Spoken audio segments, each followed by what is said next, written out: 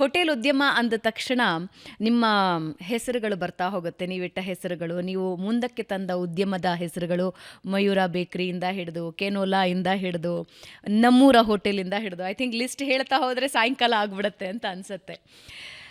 ಹೇಗಿದೆ ಸರ್ ಜೀವನ? ಜೀವನ ತುಂಬ ಚೆನ್ನಾಗಿದೆ.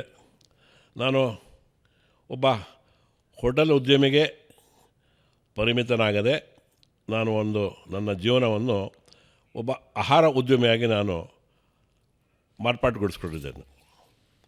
ನಾನೊಬ್ಬ ಆಹಾರ ಉದ್ಯಮಿ ಆಗಬೇಕು ಅಂತ. ಯಾತಕ್ಕೆ ಆಹಾರ ಉದ್ಯಮಿ ಆಗಬೇಕು ಅಂತ ಹೇಳಿದ್ರೆ, ವಿಭಿನ್ನವಾದ ಆಹಾರಗಳನ್ನು ಪರಿಚಯ ಮಾಡಿಸ್ಲಿಕ್ಕೆ ಬರೀ ಹೋಟೆಲ್ ಸೆಕ್ಟರ್ ಒಂದೇ ಆಗಿರಬಾರ್ದು. ಅದು ಬೇಕರಿ ಆಗಿರ್ಬೋದು, ಫಾಸ್ಟ್ ಫುಡ್ ಆಗಿರ್ಬೋದು, ಮತ್ತು ಜ್ಯೂಸ್ ಸೆಂಟರ್ಸ್ ಆಗಿರ್ಬೋದು, ಶುಗರ್ ಕೇನ್ ಜ್ಯೂಸ್ ಪಾರ್ಲರ್ಸ್ ಆಗಿರ್ಬೋದು. ಈ ಥರ ಹಲವಾರು ರೀತಿಯ ಆಹಾರಗಳನ್ನು ಪರಿಚಯಿಸಬೇಕು ಅನ್ನೋ ದೃಷ್ಟಿಯಿಂದ ನಾನೊಬ್ಬ ಆಹಾರ ಉದ್ಯಮಿಯಾಗಿ ಆಲೋಚನೆ ಮಾಡ್ತಾ ಬಂದೆ.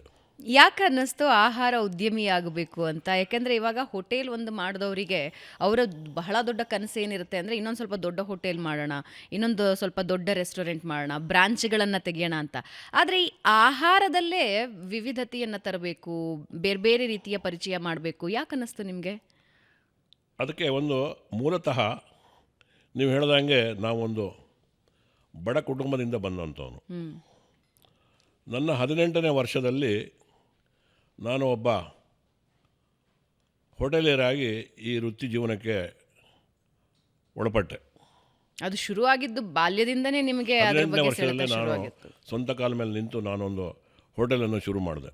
18ನೇ ವರ್ಷದಲ್ಲಿ ಏನಿತ್ತು ಸರ್ ತಲೆಯಲ್ಲಿ? ಅಂದರೆ ಶಾಲೆಯ ಸಂದರ್ಭದಲ್ಲೂ ಕೂಡ ನಿಮ್ಮ ಮನಸ್ಸು ಅದ್ರ ಕಡೆ ಸೆಳೆತಾ ಇತ್ತು? ಏನಾಯಿತು ಅಂದರೆ, ನಾವು ಒಂದು ದೊಡ್ಡ ಕುಟುಂಬ, ನಮ್ಮದು 6 ಜನ ಮಕ್ಕಳು, ತಂದೆ ತಾಯಿ.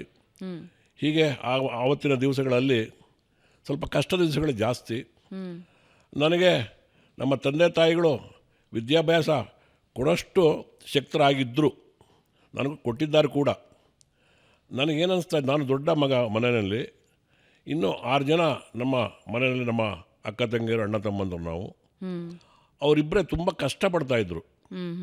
ಅವರೇ ಸ್ವತಃ ತಿಂಡಿಗಳನ್ನು ಮಾಡಿ ಮಾರಾಟ ಮಾಡಿ, ಹಾಗೆ ಈ ಉದ್ಯಮದಲ್ಲಿ, ಆಹಾರ ಉದ್ಯಮದಲ್ಲಿ ಅವರು ಒಂದು ಸಣ್ಣ ಪ್ರಮಾಣದಲ್ಲಿ ಶುರು ಮಾಡಿದರು. ಆವಾಗ ನಾನು ಅವ್ರ ಕೈ ಜೋಡಿಸ್ಬೇಕು, ನಾನು ಒಂದು ಸ್ವಲ್ಪ ದೊಡ್ಡ ಮಟ್ಟದಲ್ಲಿ ಈ ಒಂದು ಉದ್ಯಮವನ್ನು ಬೆಳೆಸಬೇಕು ಅನ್ನೋ ಒಂದು ಕನಸನ್ನು ಹೊತ್ತು ನಾನು ಸ್ವಲ್ಪ ವಿದ್ಯೆಯನ್ನು ನಾನೇ ಬಲವಂತವಾಗಿ ಮೊಟಕುಗೊಳಿಸ್ಕೊಂಡು ನಾನು ಆಹಾರ ಉದ್ಯಮಕ್ಕೆ ಕಾಲಿಟ್ಟೆ. ಆಹಾರ ಉದ್ಯಮ ಆಹಾರ ಉದ್ಯಮಿ ಅಲ್ಲ, ಹೋಟೆಲ್ ಉದ್ಯಮಿ ಆಗಿ. ಓಕೆ, ನಿಮ್ಮ ಗಮನದಲ್ಲಿರಲಿ, ಬಾಲ್ಯದಲ್ಲಿಯೇ ಹೋಟೆಲ್ ಉದ್ಯಮದ ಬಗ್ಗೆ ಅತೀವ ಸೆಳೆತದಿಂದ ಶ್ರೀನಿವಾಸರಾವ್ ಅವರು ತಮ್ಮ ಎಜುಕೇಷನನ್ನು ಪಕ್ಕಕ್ಕಿಟ್ಟರು. ಇದಲ್ಲ ನನ್ನ ಮಾರ್ಗ ಅಂತ ಹೇಳಿ ಅಲ್ಲಿಂದ ಅವರು ಆಯ್ಕೆ ಮಾಡಿಕೊಂಡಿದ್ದು ಹೋಟೆಲ್ ಉದ್ಯಮ ಕ್ಷೇತ್ರ. 18ನೇ ವಯಸ್ಸಿಗೆ ಒಬ್ಬ ಹೋಟೆಲಿಯರ್ ಆಗಿ ಇವತ್ತು ಇತಿಹಾಸ ಬರೆದಿದ್ದಾರೆ ಅವರು. ಏನು ಅಂತ ಹೇಳಿದ್ರೆ, ಈ ಹೋಟೆಲ್ ಉದ್ಯಮನ ಯಾಕೆ ಆಯ್ಕೆ ಮಾಡಿಕೊಂಡೆ ಅಂತ ಹೇಳಿದ್ರೆ, ಇದರಲ್ಲಿ ತುಂಬ ಉತ್ತಮವಾದ ವಿಷಯ ಒಳಪಟ್ಟಿದೆ. ಇದು ಆಹಾರ ಅನ್ನುವಂಥದ್ದು ಪ್ರತಿ ಮನುಷ್ಯರಿಗೂ 6 ಗಂಟೆಗೆ 7 ಗಂಟೆಗೆ ಒಮ್ಮೆ ಬೇಕೇ ಬೇಕಾಗ್ತದೆ. ಒಳ್ಳೆ ಆಹಾರ ನೀಡಿದಲ್ಲಿ ಗ್ರಾಹಕರ ಆಕರ್ಷಣೆ ಮಾಡಲಿಕ್ಕೆ ಮತ್ತು ನಮ್ಮ ಜೀವನ ಶೈಲಿನಲ್ಲಿ ನಮ್ಮ ಉತ್ತಮವಾದ ಬಾಳನ್ನು ಬದುಕಬೇಕಾದ್ರೆ ಹಣ ಬಹಳ ಮುಖ್ಯ. ಇದರಲ್ಲಿ ಹಣವನ್ನು ಸಂಪಾದನೆ ಮಾಡ್ಬೋದು, ಉತ್ತಮವಾದ ಆಹಾರವನ್ನು ನೀಡಿಕೊಟ್ಟು ಅದರಿಂದ ಜನಮನ್ನಣೆ ಗಳಿಸ್ಬೋದು. ಇದಕ್ಕೆ ಯಾವುದೇ ಒಂದು ವಿದ್ಯಾರ್ಹತೆ ಬೇಕಂತಿಲ್ಲ ಆಹಾರ ಮಾಡಲಿಕ್ಕೆ. ಅದು ಮೊದಲನೇ ಆದ ಒಂದು ವಿಷಯ. ಎರಡನೇದಾಗಿ, ಬೇರೆ ಯಾವುದೇ ಒಂದು ಪದಾರ್ಥಗಳನ್ನು ನಾವು ತಯಾರು ಮಾಡಿದ್ರೆ ಅದು ಮಾರ್ಕೆಟಿಂಗ್ ಮಾಡಬೇಕಾದ್ರೆ ಅದಕ್ಕೆ ವ್ಯಯ ಮಾಡಬೇಕು, ತುಂಬ ಕಷ್ಟ ಇರ್ತದೆ.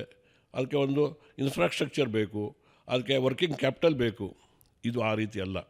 ಒಂದು ದಿವಸದ ವ್ಯಾಪಾರಕ್ಕೆ ಬೇಕಾಗಿರೋಷ್ಟು ಕಿರಾಣ ಸಾಮಾನನ್ನು ತೊಗೊಂಬಂದರೆ ನಾಳೆ ಬೆಳಗ್ಗೆ ವ್ಯಾಪಾರ ಮಾಡಿ ಇಮಿಡಿಯೇಟಾಗಿ ಅದರದ್ದು ಪ್ರತಿಫಲವನ್ನು ಪಡೆದು ನಾವು ಯಾವುದೇ ಒಂದು ನಮ್ಮ ಕ್ಯಾಪಿಟಲ್ ಇಲ್ಲದೇ, ವರ್ಕಿಂಗ್ ಕ್ಯಾಪಿಟಲ್ ಇಲ್ಲದೇ ಒಂದು ಸಣ್ಣ ಮಟ್ಟದಿಂದ ಈ ಜೀವನವನ್ನು ಸಾಗಿಸಲಿಕ್ಕೆ ಬಹಳ ಉತ್ತಮವಾದಂಥ ಒಂದು ಸೆಕ್ಟರ್ ಯಾವುದು ಕೇಳಿದ್ರೆ ಈ ಫುಡ್ ಸೆಕ್ಟರ್.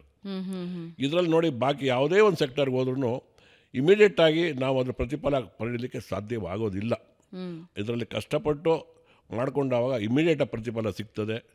ಸಣ್ಣ ಸಣ್ಣ ಶಕ್ತಿ ಕೂಡ ಬದುಕಲಿಕ್ಕೆ ಒಂದು ಉತ್ತಮವಾದ ದಾರಿ ಕೊಡುವಂಥ ಒಂದು ಕ್ಷೇತ್ರ ಇದು. ಹೌದು.